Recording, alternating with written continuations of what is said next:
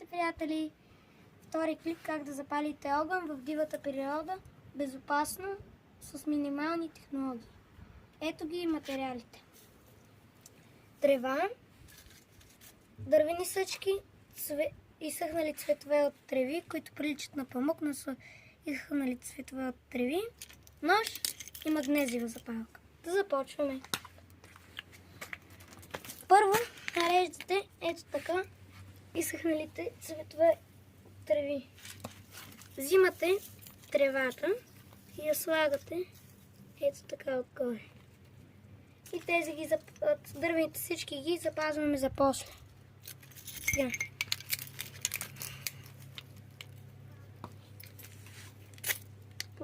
Да я разпалим.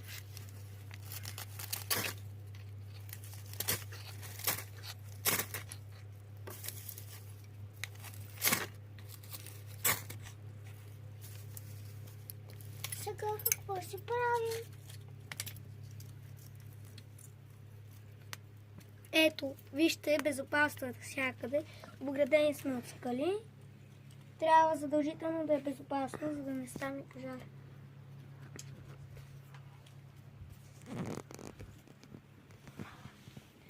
Чао и до нови срещи!